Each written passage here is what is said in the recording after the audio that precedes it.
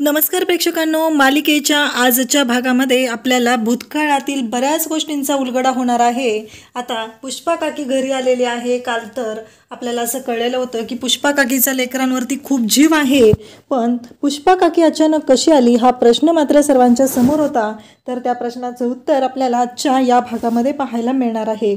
तर पुष्पा काकी ही सगळ्या मुलांच्या पाठीशी खंबीरपणे उभी राहत सूर्याचं जे हक्काचं आहे ते त्याला मिळवून देण्यासाठी आलेली आहे आणि जालिंदर सारख्या राक्षसाचा तिला वध करायचा आहे हे आपल्याला पाहायला मिळणार आहे। त्यासाठी हा व्हिडिओ शेवटपर्यंत पहा।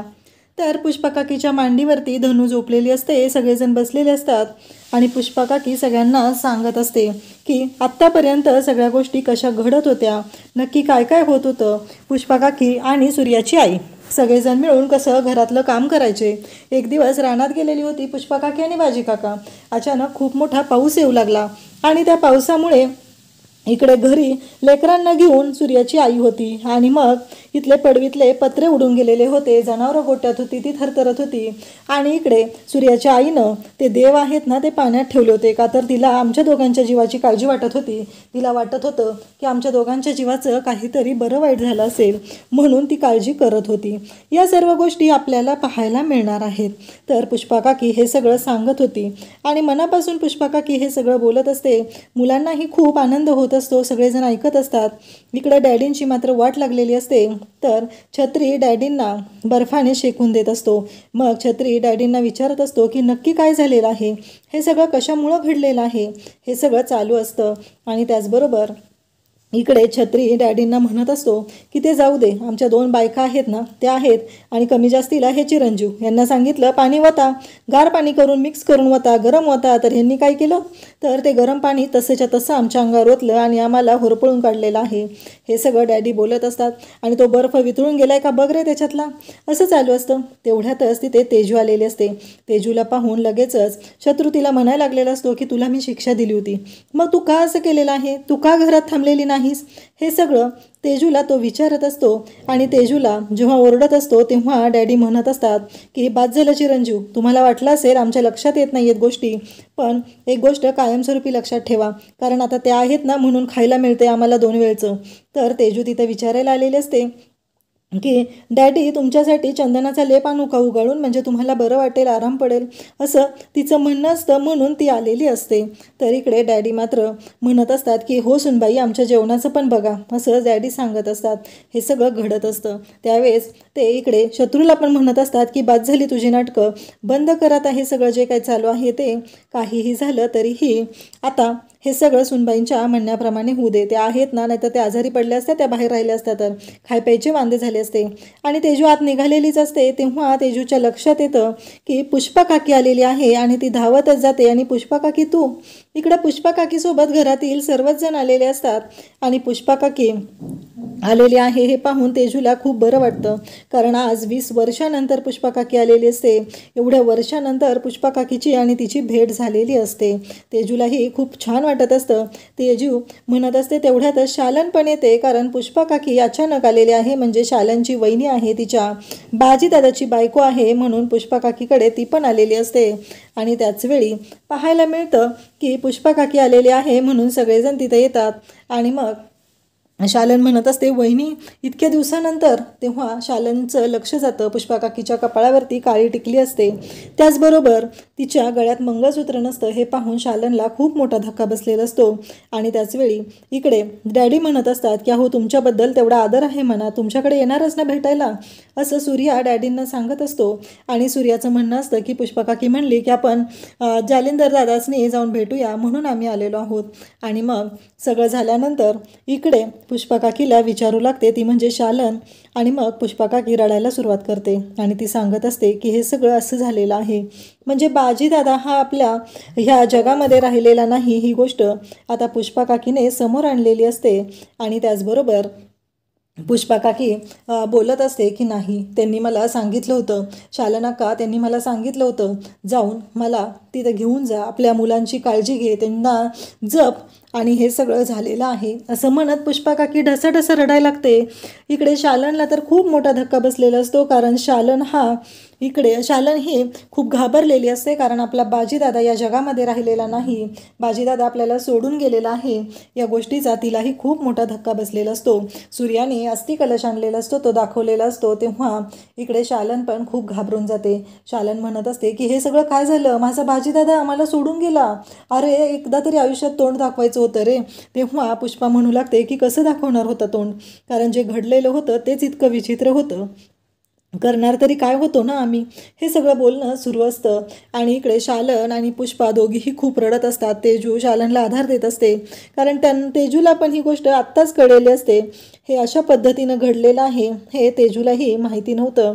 आणि त्याचवेळी इकडे आपल्याला पाहायला मिळतं की शालनला पुष्पा काकी सांगू लागते की त्यांनी मला सांगितलं की पोरांकडे जा, त्यांची इच्छा पूर्ण करण्यासाठीच मी इथं आलेली आहे. आणि हे सगळं बोलणं सुरू असतं तेव्हा पुष्पा काकी रडत असते, शालन रडत असते. तेव्हा डॅडी म्हणत असतात की खरंच बाजी हा नावाचा बाजी होता, प्रत्येक वेळेस सगळ्या गोष्टी तो मनापासून करायचा आणि हे सगळं घडलेलं आहे ते वाईटच घडलेलं आहे.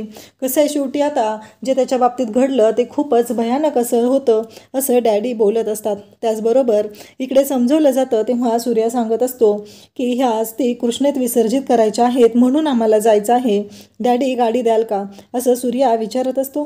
तेव्हा डॅडी म्हणतात की हो, आणि डॅडी गाडी द्यायला तयार होतात. तेव्हा लगेच शत्रू म्हणत असतो की त्यांना गाडी द्यायची काय गरज आहे. आणि हे सगळेजण निघत असतात.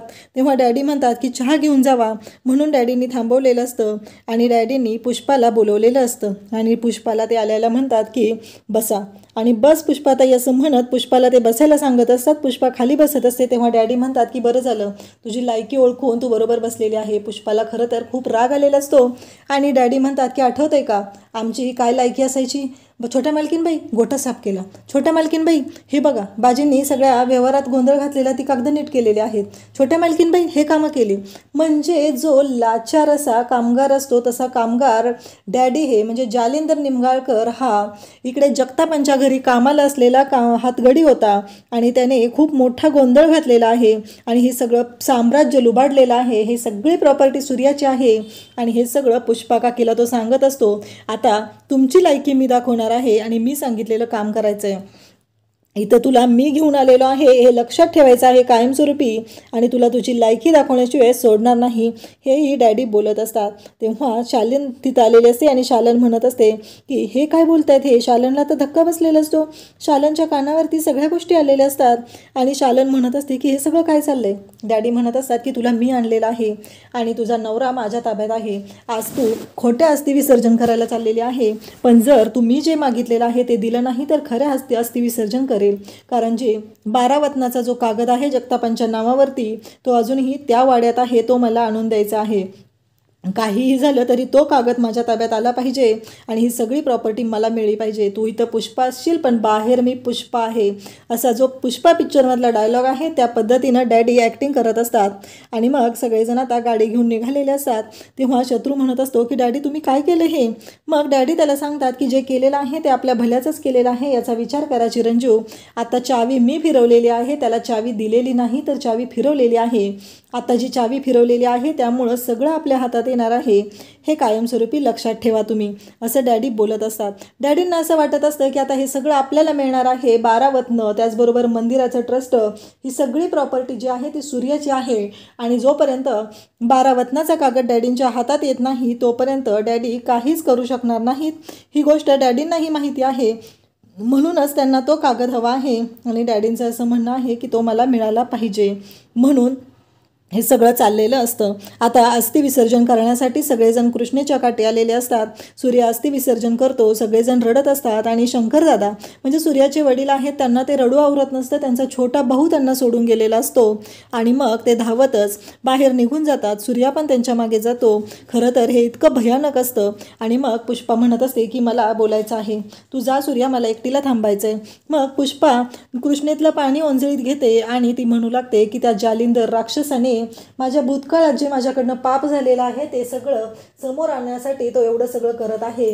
पण त्याला मी सोडणार नाही. जे सूर्याच्या हक्काचं आहे त्याला मी मिळवून देणार आहे. माझ्या नवऱ्याने मला वचन दिलेलं आहे, माझ्या नवऱ्याचं वचन मला पाळायचं आहे आणि काहीही झालं तरी मी हे सगळं मिळवणार आहे, असं पुष्पा बोलत असते. आणि पुष्पा म्हणत असते त्या जालिंदरला चांगलाच धडा शिकवणार आहे. आता पुष्पा सूर्याचं हक्काचं सूर्याला मिळवून देणार आहे आणि त्याचबरोबर सूर्याच्या आईलाही शोधणार आहे आणि सूर्याची आई बनून स्वतःही राहणार आहे. अशाच अपडेटसाठी चॅनलला सबस्क्राईब करा. थँक्यू.